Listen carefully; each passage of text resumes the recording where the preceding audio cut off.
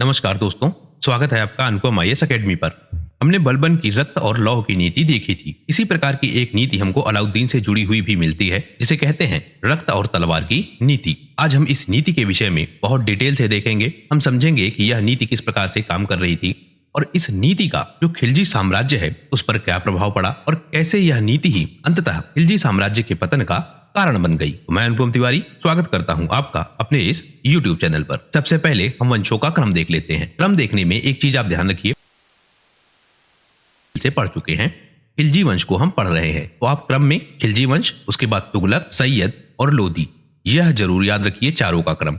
इसके बाद आपको याद करना काफी आसान हो जाएगा।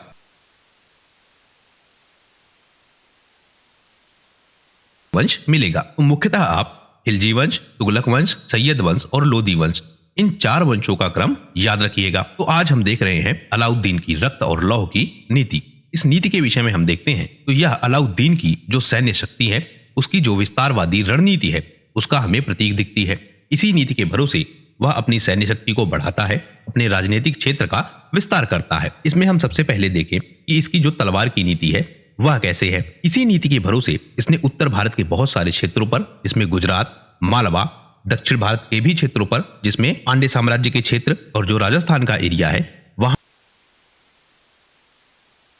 दरअसल करता क्या था, जितने भी इसके विद्रोही हैं उनको यह बहुत बेरहमी से समाप्त करता था और इसी के साथ साथ अपनी सेना को यह मजबूत करता था।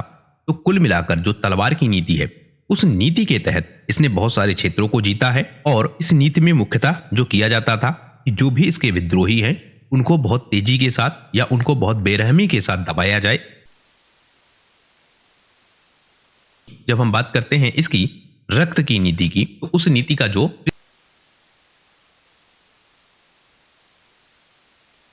रक्त नीति में कठोरता आपको एक पहलू दिखेगा और रक्तपात इसमें हमको बहुत दिखेगा। इसके साथ साथ हम यह देखेंगे कि जो भी यह कानून बनाएगा वह बहुत सख्त कानून होंगे और उन कानूनों को लागू करवाने के लिए यह रक्त की नीति अपनाएगा। मतलब कानून को लागू करवाने के लिए यदि किसी की हत्या करनी पड़े, यानी कि किसी का रक्त बहाना पड़े, तो भी वह कानून लागू होगा। यह नीति हमको अलाउद्दीन की आम लोगों पर उसने बहुत सारा अत्याचार किया और उनसे बहुत सारा टैक्स कलेक्ट किया। इसके अलावा उसने अपनी सेना को मजबूत किया, अपनी प्रशासनिक व्यवस्था में बहुत सारे सुधार किए और बहुत सारे सख्त अनुशासन व्यवस्थाओं को स्थापित किया, जिससे इसकी सेना बहुत सारे युद्धों को जीत सकी। हम जब अफगान आक्रमणों को देखते हैं तो उन अफगान आक्रमणों को भी अलाउद्दीन इसी नीति के तहत उसने अपनी सैन्य व्यवस्था को इतना मजबूत किया था कि वह अफगान सेना के सामने टिक सकी और अफगान सेनाओं को जवाब दे सकी। इस नीति के तहत जिन क्षेत्रों पर आक्रमण किया गया, अगर हम उनको देखें तो गुजरात हमको सबसे पहले दिखेगा, जहां पर 1299 में आक्रमण किया गया। इस आक्रमण के साथ ही जो सोमनाथ मंदिर है उसको लूटा गया। राजस्थान के क्षेत्र में देखें तो रणथंभौर में 1301 में आक्रमण हुआ, चित्तौड़ में 1303 में आक्रमण हुआ और जो जालौन का क्षेत्र है और जो सिवाना है वहां पर भी आक्रमण किए गए और उसको इस खिलजी वंश के क्षेत्र में शामिल किया गया। इसी के साथ साथ जो मालवा है और जो मध्य प्रदेश का क्षेत्र है वहां पर भी आक्रमण हुए और वहां की जो शक्तियां पहले लूटमार भी करता है, या जहां की लूटमार के बाद यह अपने चाचा की हत्या कर देता है, तो वहां पर भी यह इसी नीति को अपनाता है और इसी नीति के तहत ही 1296 में इसने यहां पर हमले किए थे। दक्षिण भारत में देखें तो जो काकतीय वंश है और वहां का 1310 में आक्रमण किया था, वह भी इसी नीति के तहत हमको दिखता है। वहीं जब हम मलिक कफूर को देखते हैं, जो दक्षिण भारत में अभियानों को अंजाम देता है, जिसमें वह मदुरा को, होयसल साम्राज्य को, पांड्य साम्राज्य को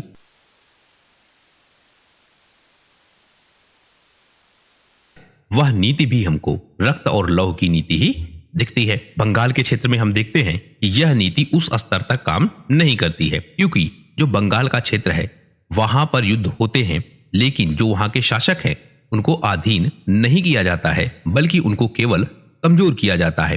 अर्थात जो बंगाल का क्षेत्र है वह क्षेत्र अलाउद्दीन जीत नहीं पाया या व्यवस्था अपनी साम्राज्य की व्यवस्था स्थापित नहीं कर पाया। वहां के राजाओं को हराने का जो कारण है, क्योंकि हमने और उन विद्रोहों को दबाने के लिए अलाउद्दीन भी तत्पर दिखता है। तो बंगाल के विद्रोहों को तो दबाया जाता है, लेकिन बंगाल को अपनी प्रशासनिक व्यवस्था में शामिल नहीं किया जाता है। अब हम यह समझे कि जो यह रक्त और लौह,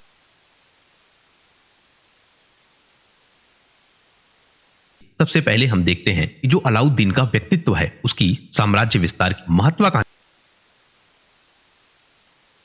के तहत जो दिल्ली सल्तनत है उसको स्थापित किया गया और उसको एक बड़े साम्राज्य के रूप में विस्तारित किया गया। न केवल उत्तर भारत में बल्कि दक्षिण भारत तक भी दिल्ली सल्तनत के क्षेत्र को फैलाया गया। दूसरा कारण जो सत्ता की स्थिरता है और जो आंतरिक विद्रोह है उनको दबाने के लिए भी इस नीति का प्रयोग किया गया, क्योंकि हो रहे थे और जो विरोध थे वह भी हो रहे थे। तो उन विरोधों को और आंतरिक विद्रोहों को दबाया जा लिए भी यह नीति अपनाई गई, क्योंकि इसी नीति के द्वारा बहुत सारे आक्रमण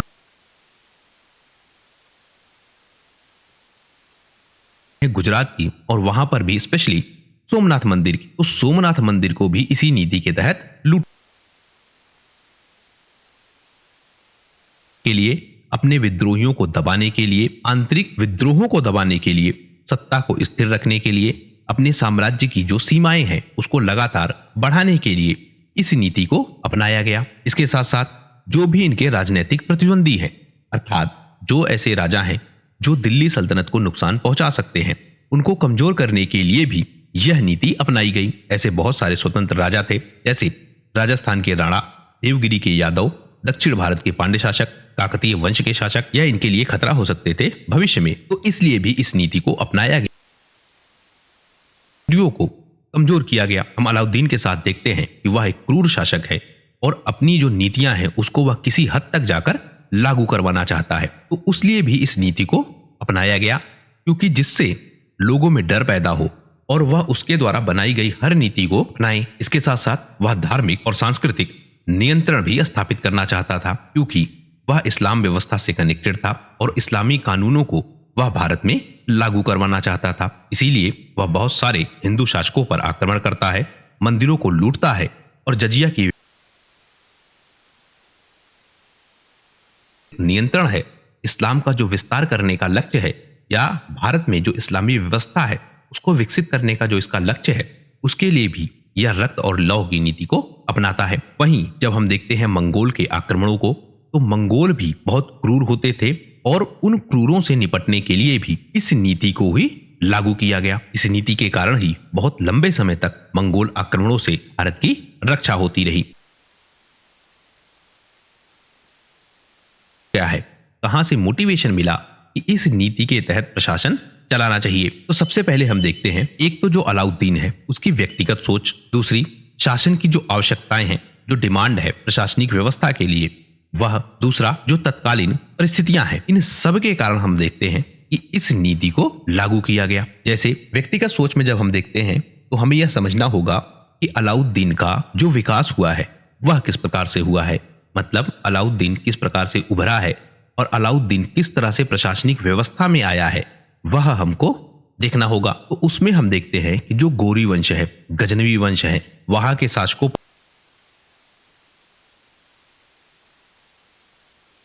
शासक है, उन शासकों का इस पर प्रभाव था और इन शासकों ने भी भारत पर बहुत सारे हमले किए थे, भारत में बहुत सारी लूटमार की थी, तो उनका प्रभाव अलाउद्दीन पर भी हमको दिखता है। जो सोमनाथ मंदिर की चर्चा है, क्योंकि जब महमूद गजनी ने भी हमले किए तो इसने सोमनाथ मंदिर को लूटा था, उसी का प्रभाव हमको अलाउद्दीन पर भी दिखता है और यह भी इस सोमनाथ मंदिर को लूटता है। अगर हम बलबन को देखें तो इसका प्रभाव भी अलाउद्दीन पर हमको दिखता है।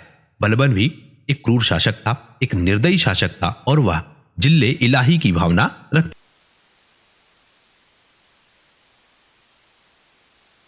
यह शासन को चला रहा था, अपने विद्रोहियों को यह भी बड़ी क्रूरता के साथ समाप्त कर रहा था। तो इस नीति का प्रभाव, जो मंगोल आक्रमण है उनका प्रभाव भी अलाउद्दीन पर दिखता है, क्योंकि जो चंगेज खान था मंगोल, वह भी एक क्रूर आक्रमणकारी था और अपनी क्रूरता के बल पर ही तो ऐसे बहुत सारे लोग हैं जो व्यक्तिगत प्रेरणा दे रहे थे,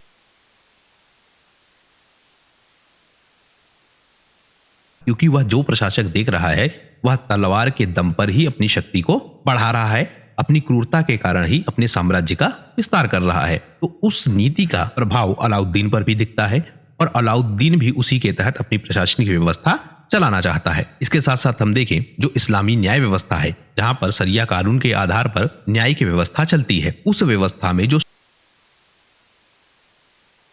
प्रावधान है, दूसरा बहुत कठोर सजाओं का प्रावधान है, उसी तरह की व्यवस्था यह भारत में भी लागू करना चाहता है और उस व्यवस्था का भी प्रभाव अलाउद्दीन पर हमको दिखता है। इस कारण से भी वह इस नीति को अपनाता है। वहीं जो उसका व्यक्तिगत दृष्टिकोण है, क्योंकि वह विकसित जिन आधारों पर हुआ है, जब हम उनको देख रहे हैं तो हम यह पा रहे हैं कि उसका व्यक्तिगत दृष्टिकोण इस आधार पर बना है कि प्रशासक को क्रूर होना चाहिए, अपने विद्रोहियों को दबाना चाहिए, लूट मार करना चाहिए, आर्थिक संसाधनों पर ज्यादा से ज्यादा वह उसके व्यक्तिगत दृष्टिकोण को बनाएंगी। अलाउद्दीन एक चतुर शासक है, एक कुशल, वह अधिक से अधिक धन का संग्रहण कर सके। अब हम देखते हैं कि इस नीति पर जो इतिहासकार है, उन इतिहासकारों का क्या मत है। जैसे कुछ लोग इस पर पॉजिटिव रिस्पॉन्स देते हैं। इनमें हम देखते हैं कि इस नीति के तहत ही जो सैन्य व्यवस्था है और जो प्रशासनिक व्यवस्था है, उसमें बहुत सारे सुधार हुए। अलाउद्दीन अपनी सैन्य व्यवस्था के सुधारों के लिए बहुत फेमस है और उसके साथ साथ जो आर्थिक व्यवस्था है, उसके सुधारों के लिए भी अलाउद्दीन बहुत फेमस है। तो जिस तरह की इसने नीति अपनाई, जो यह क्रूर नीति थी, उस नीति के कारण ही यह प्रशासनिक व्यवस्था स्थापित हुई। इन्हीं नीतियों के कारण ही जो दिल्ली सल्तनत है, उसका महत्व बढ़ा और दिल्ली सल्तनत की बाहरी खतरों से भी अपने साम्राज्य की सुरक्षा की। तो जो यह अलाउद्दीन की तलवार और रक्त की नीति है, इस नीति ने दिल्ली सल्तनत को मजबूत किया। इसी बात का समर्थक इतिहासकार इकबाल करते हैं। वह कहते हैं कि इस नीति के कारण ही मजबूत सैन्य व्यवस्था का विस्तार हुआ। इसके साथ साथ जो कानून व्यवस्था है, जो अनुशासन की व्यवस्था है, वह भी इसी नीति के कारण ही बहुत प्रभावशाली तरीके से लागू हो सकी। जैसे प्रशासन में अनुशासन और जो शक्ति है, वह इसी नीति के भरोसे लागू की गई। अलाउद्दीन के विषय जब हम सुनते हैं तो हम यह पाते हैं कि जो उसकी आर्थिक नीतियां हैं, जो नाप तौल की नीतियां हैं, वह नीतियां बहुत सख्त थी।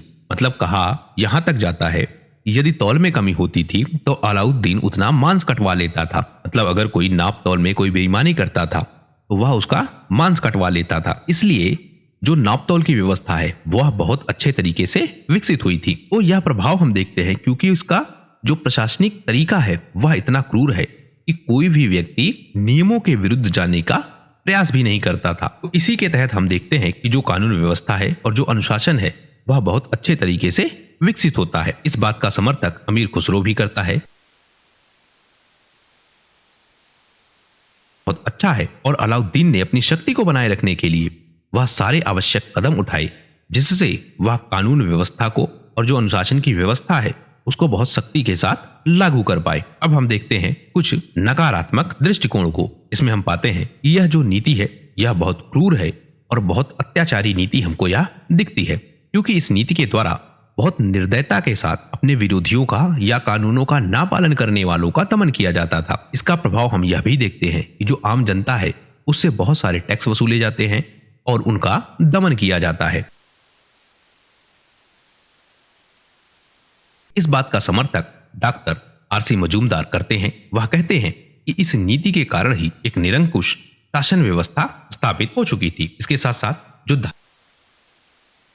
नीति का परिणाम है, इसमें हम देखते हैं कि हिंदू शासकों को लूटा जाता है, उन पर विशेषतः आक्रमण किए जाते हैं, मंदिरों को लूटा जाता है और जो सांस्कृतिक धरोहर है, उनको भी नष्ट किया जाता है। जदुनाथ सरकार इस बात का समर्थन करते हैं। वह कहते हैं कि हिंदू शासकों को टारगेट किया गया और उसका प्रभाव हम यहां तक देखते हैं। जो जौहर जैसी व्यवस्थाएं हैं या जो जौहर जैसे कृत्य हैं, वह भी हमको देखने को मिलते हैं। तो न केवल यह एक राजनीतिक भी विकसित हो चुका था। तो अलाउद्दीन की इस नीति के कारण जो एक समुदाय है, वह समुदाय सबसे ज्यादा प्रताड़ित हो रहा था। अब हम देखते हैं कि जो इतिहासकार दोनों चीजों को एनालाइज करके आंसर करते हैं, वह क्या कहते हैं। दोनों चीजों को एनालाइज करने का मतलब जो पॉजिटिव साइड्स है और जो नेगेटिव साइड्स है, उन दोनों को एक साथ रखकर जब हम देखते हैं तो हम क्या पाते हैं, नीतियां हैं, उन पर क्या असर पड़ता है। तो हम पाते हैं कि इसकी जो आर्थिक नीतियां हैं, वह काफी कठोर है और बहुत कठोरता के साथ जो आर्थिक नियंत्रण है, उसको लागू किया जाता है। विद्रोहों को बहुत तीव्रता के साथ कुचला जाता है और जो सल्तनत की आर्थिक व्यवस्था है उससे इसको मजबूत किया जाता है। L.A. श्रीवास्तव इस बात का समर्थन करते हैं। वह कहते हैं कि इसने जो कर प्रणाली बनाई, जो बाजार नियंत्रण स्थापित किया, वह बहुत प्रभावशाली थी। हालांकि इसको लागू करने में जो क्रूरता दिखाई गई उसका प्रभाव जनता पर भी पड़ता है। तो यह कहते हैं कि जो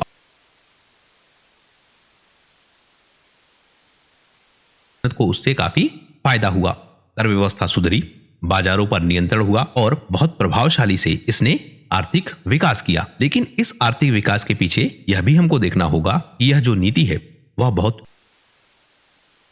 इस नीति का जो सबसे ज्यादा प्रभाव पड़ा वह आम जनता पर पड़ा और आम जनता पर करों का बहुत ज्यादा बोझ पड़ा। तो आर्थिक विकास हुआ, लेकिन आर्थिक विकास के साथ साथ एक समाज पर बहुत इसका दबाव भी पड़ा। जो राजनीतिक व्यवस्था है उसमें अगर हम देखें तो जो मंगोलों के आक्रमण है वह आक्रमण लगातार हो रहे थे और उस आक्रमण को इस नीति के कारण ही कहीं ना कहीं रोका गया।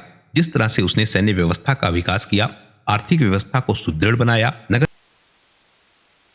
से सैन्य विकास हुआ, उस सैन्य विकास के कारण ही जो मंगोलों के आक्रमण है उन आक्रमणों को रोका जा सका। हाफिज अहमद खान इस बात का समर्थन करते हैं कि इसी नीति के कारण ही जो मंगोलों का आक्रमण है,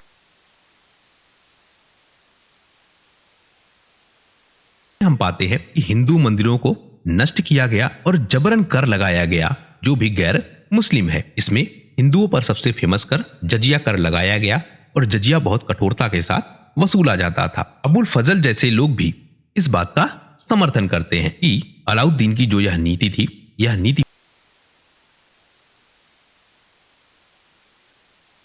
समाज को बहुत दबाव झेलना पड़ा। अब हम समझे कि इस नीति का जो दूरगामी प्रभाव है, तत्कालिक प्रभाव हमने देख लिए, दूरगामी प्रभाव क्या पड़ा। इसका दूरगामी प्रभाव सबसे ज्यादा यह पड़ा कि जो दिल्ली सल्तनत है वह स्थिर हो गई और दिल्ली सल्तनत का लगातार विस्तार हुआ। दिल्ली सल्तनत एक केंद्रीय व्यवस्था के रूप में विकसित हो गया और बहुत लंबे समय तक इसने भारतीय राजनीतिक व्यवस्था में या उत्तर भारत की राजनीतिक व्यवस्था में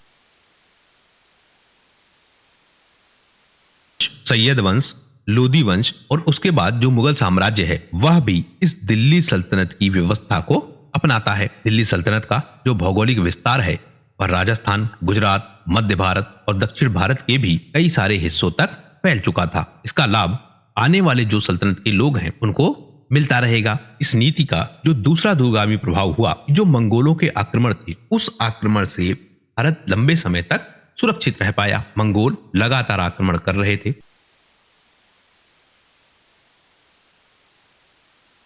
हो जाता तो भारत की जो व्यवस्था है उस व्यवस्था में हमको बड़े परिवर्तन देखने को मिल सकते थे। तो मंगोलों के आक्रमण को रोके रखने में अलाउद्दीन की यह नीति बहुत कारगर साबित हुई। इसके अलावा जो आर्थिक सुधार है, बाजार नियंत्रण है, वह भी इस नीति के कारण ही विकसित हुए। हालांकि इसका एक दूसरा पक्ष भी हमको दिखता है कि एक वर्ग का बहुत ज्यादा शोषण किया जाता है और उसमें भी हम देखते हैं कि जो मजदूर वर्ग है, किसान वर्ग है, उसका सबसे ज्यादा शोषण होता है। लेकिन ओवरऑल अगर हम देखते हैं तो आर्थिक सुधार हुए, बाजार नियंत्रण व्यवस्था जो स्थापित हुई वह बाजार चलती रही। एक खास चीज हमको और मिलेगी, जो कीमतें नियंत्रित करने की व्यवस्था है। मतलब हर चीजों की कीमत तय की गई और उस तय कीमत पर ही सामानों को बेचा जाता था। यह जो व्यवस्था विकसित हुई कि प्रशासक यह तय करेगा कि किसी चीज की कीमत क्या होगी, यह व्यवस्था हमको बहुत लंबे समय तक दिखेगी। यह व्यवस्था भी इसने विकसित की और मुगल काल तक भी यह व्यवस्था जारी रही। जो सप्लाई को इसने नियंत्रित किया, गोदामों का निर्माण करवाया, विकट स्थितियों में ही किया जाता था, वह सब कुछ इस व्यवस्था का ही परिणाम था। इस व्यवस्था का जो धार्मिक और सांस्कृतिक प्रभाव है वह क्या है, मंदिरों को नष्ट किया गया, गैर मुस्लिमों पर कर लगाए गए। इससे जो धार्मिक समूह है, जो हिंदू मुस्लिम का विरोध है या जो हिंदू मुस्लिम के बीच बैर भाव है, वह एक लंबे समय तक बना रहा। इस नीति के तहत जो राजपूत संस्कृति है उस संस्कृति को लगातार कमजोर किया गया, राजपूत शक्ति को लगातार कमजोर करने का प्रयास किया गया। इस कारण से अंततः हम देखते हैं कि जो राजपूत वह संगठित होते हैं और वह कहीं ना कहीं दिल्ली सल्तनत के विरोधी हो जाते हैं। प्रशासनिक सुधारों का प्रभाव देखें, लंबे समय तक बनी रही। इसने अधिकारियों को, सेना के सिपाहियों को नगद वेतन देने की व्यवस्था स्थापित की थी। इसने जो राजस्व संग्रह की व्यवस्था स्थापित की, जो जमींदारी की व्यवस्था स्थापित की, व्यापारियों पर जो नियंत्रण स्थापित किया, यह सारा आधार बना मुगल साम्राज्य के शासनकाल के दौरान भी, और इन व्यवस्थाओं ने मुगल साम्राज्य के समय भी बहुत प्रभाव दिखाया। मतलब इसने एक स्टैंडर्ड सेट किए कि किस तरह से प्रशासन, सेना को वेतन अगर नगद दिया जाता है तो उनके काम करने का तरीका किस प्रकार से परिवर्तित होता है, वह भी इसने देखा। जमींदारी व्यवस्था इसने कैसे स्थापित की, और जो बाजार का नियंत्रण है वह इसने जिस प्रकार से स्थापित किया, यह आने वाले प्रशासकों के लिए उदाहरण बनते रहेंगे और उनका प्रभाव हमें दिखेगा उन प्रशासकों पर भी जो खिलजी वंश के बाद आएंगे। जो राजनीतिक क्रूरता की भावना इसने विकसित की, इसका प्रभाव भी हमें लंबे समय तक दिखेगा। अब जो भी विद्रोह होंगे उनको ताकत के बल पर दबाया जाएगा। हमेशा यह शासक कोशिश करेगा कि वह बहुत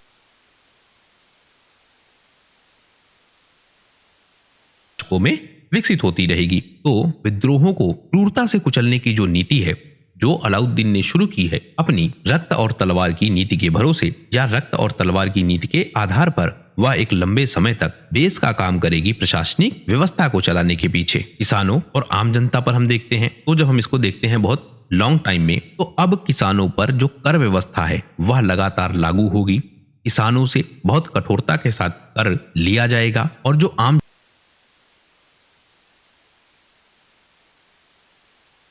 वह लगातार बढ़ती जाएगी। मतलब एक वर्ग होगा जिसके पास शाही सुख होंगे, वह सारी सुविधाओं का उपयोग करेगा। दूसरा वर्ग ऐसा विकसित हो जाएगा जो कुपोषण का शिकार होगा, जो भुखमरी का शिकार होगा और बहुत ज्यादा गरीबी का शिकार होगा। तो समाज में जो असमानता है वह असमानता बहुत बढ़ेगी और यह हमको बहुत लंबे समय तक दिखेगा। तो यह अलाउद्दीन की नीतियों के दूरगामी प्रभाव है। अब हम यह समझना चाह रहे हैं कि जो यह नीति है, इस नीति के कारण ही या जिस तरह से प्रशासनिक व्यवस्था अलाउद्दीन ने स्थापित की, आर्थिक नियंत्रण जिस प्रकार से उसने किया, जिस प्रकार से उसने समाज में एक वर्ग के खिलाफ नीतियां बनाई, उस नीतियों ने या उन सारी घटनाओं ने क्या खिलजी वंश के पतन के पीछे योगदान दिया। सबसे पहले जो इसकी तलवार नीति, समाज में एक बहुत ज्यादा असंतोष पैदा हो गया और यह असंतोष सबसे ज्यादा आम जनमानस में पैदा हुआ। इसने सुल्तान के प्रति लोगों की जो भावना है उसको बहुत आहत किया और यह भावना सुल्तान के प्रति आम जनता की जो समर्पण की भावना है उसको कमजोर किया। क्रूरता, यह विद्रोही तब तक शांत रहे, या हम कहें यह विद्रोही तब तक नियंत्रित रहे जब तक अलाउद्दीन था, या अलाउद्दीन की जब तक प्रशासनिक व्यवस्था थी, या अलाउद्दीन जब तक बहुत ताकतवर था तभी तक यह नीति लागू हुई। जैसे ही सल्तनत काल की व्यवस्था कमजोर पड़ी, या हम कहें दिल्ली सल्तनत की व्यवस्था कमजोर पड़ी, अलाउद्दीन के बाद जब यह व्यवस्था कमजोर पड़ी तो उसका असर उसके उत्तराधिकारियों पर पड़ा और उत्तराधिकारी जब योग्य नहीं हुए तो इस नीति ने ही दिल्ली सल्तनत के पतन के पीछे बहुत बड़ी भूमिका अदा की। अलाउद्दीन के पुत्र है कुतुबुद्दीन मुबारक शाह, यह इस नीति को जारी नहीं रख पाया और खिलजी वंश का पतन हो गया। इसमें हम देखते हैं कि जो मेहरुनिशा है जिससे अलाउद्दीन का विवाह हुआ था, उसका एक प्रेमी है खुसरो खान। खुसरो खान इस मुबारक शाह की हत्या कर देता है जो कि और इस तरह हम देखते हैं कि पारिवारिक कलह, राजनीतिक षड्यंत्र, जनता का असंतोष, आम जनमानस का विद्रोह, विद्रोहियों का विकास, वह सब मिलकर इस खिलजी वंश के पतन में प्रमुख भूमिका निभाते हैं। यह नीति दीर्घकाल में असफल सिद्ध हुई क्योंकि इस नीति को बनाए रखने के लिए एक बहुत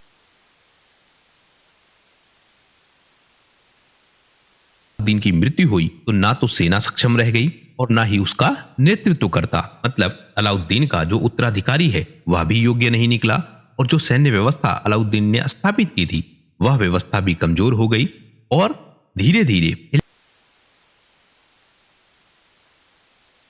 दोष बढ़ता रहा, राजनीतिक षड्यंत्र होते रहे और खिलजी वंश लगातार कमजोर होता रहा। इससे जो विस्तार करने की नीति थी, जो अलाउद्दीन लगातार विस्तार कर रहा था, वह नीति कमजोर पड़ी और उत्तराधिकारी उस नीति को नहीं संभाल पाए और जो विद्रोही उत्पन्न हो गए थे अलाउद्दीन के विस्तार के समय, उन विद्रोहियों ने भी अपना प्रभाव बढ़ाना चालू किया और अलाउद्दीन के उत्तराधिकारी उन विरोधों रहा। मंगोलों का खतरा लगातार बना रहा। अपने समय काल में अलाउद्दीन इन खतरों को बहुत लंबे समय तक रोकता रहा, लेकिन जब अलाउद्दीन चला गया तो यह खतरे बढ़ते रहे और इसने भी दिल्ली सल्तनत की व्यवस्था को कमजोर किया। बाहरी आक्रमण हुए, सत्ता के लिए संघर्ष हुए, आंतरिक विद्रोह हुए, दरबार में शक्ति संघर्ष हुए और अंततः गयासुद्दीन तुगलक ने खिलजी वंश का अंत कर दिया और एक नए वंश तुगलक वंश की स्थापना कर दी। तो इस वीडियो के माध्यम से हमने समझा कि खिलजी वंश का जो सुल्तान है अलाउद्दीन खिलजी, उसकी जो रक्त और तलवार की कारों का मत क्या है और उसके बाद हमने देखा कि उस नीति का तत्कालिक प्रभाव क्या पड़ा, दीर्घकालीन प्रभाव क्या पड़ा और अंततः कैसे इस नीति ने प्रमुख योगदान दिया जिसके कारण खिलजी वंश का पतन हुआ। इस वीडियो में फिलहाल इतना है। तो डिस्क्रिप्शन में आपको लिंक मिलेगा, आप व्हाट्सएप चैनल से जुड़िए और उस चैनल पर आपको इस वीडियो का PDF मिल जाएगा। आशा करता हूं यह वीडियो आपकी परीक्षा के लिए उपयोगी होगा। वीडियो यदि पसंद आया हो तो प्लीज शेयर कीजिए अपने दोस्तों के साथ, सब्सक्राइब कीजिए इस चैनल को। आपका हमसे जुड़ने के लिए बहुत बहुत धन्यवाद। आपका दिन शुभ हो।